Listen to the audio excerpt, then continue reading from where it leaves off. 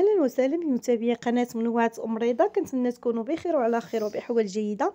الوصفه اللي حققت مشاهده كثيره كتجي رائعه، جربوها وحكموا عليها، كتجي بنينه ولذيذه. كنتمنى تجربوا الوصفه. غادي نحتاجوا قزبر والمعدنوس، وغادي نحتاجوا في العطريه معلقه ديال الكمون، معلقه ديال الملحه، ومعلقه ديال الابزار والخرقوم، ونص كاس ديال الزيت الروميه او البلديه اللي بغيتو ديروه، وتنديروا هنا معلقه ديال التحميره،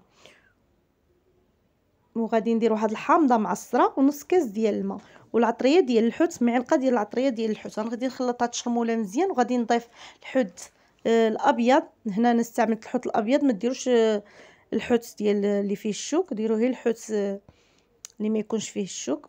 وغادي نشرمل هذا الحوت هكا بهذه الطريقه هذه، وغادي نخليه يرتاح على جنب مده ديال 15 دقيقه.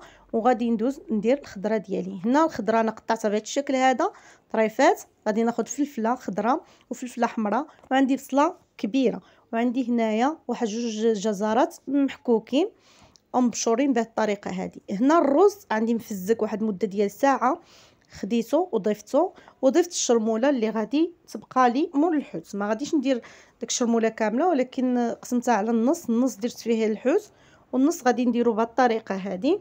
وهنايا عندي خضره مازال ما جانيش فيها اللون، غادي نزيد فيها معلقه ديال التحميره باش تعطيني اللون بهذه الطريقه هذه. وغادي نخلط مزيان هاد الخضره بهذا الشكل. وغادي ناخذ صينيه اللي غادي تدخل الفران، وغادي ندير فيها هاد الخضر ديالي بهاد الطريقه هذه. غادي نفرش هكا الخضره مزيان بهذا الشكل هذا، وغادي نضيف الحوت. هاد الاكله هذه كتجي رائعه ولذيذه وبنينه، كنتمنى تجربوها وتبارطاجيو الفيديو لانها تستحق تجربه. نتوما غادي نستفوا الحوت ديالي بهذه الطريقه هذه، وغادي نضيف الليمون مقطع. هنا فهاد الشرموله هذه اللي بقات باش ما نضيعوهاش، ضفت لها واحد شويه ديال الماء وكبيتها هكا من الفوق بهذه الطريقه هذه.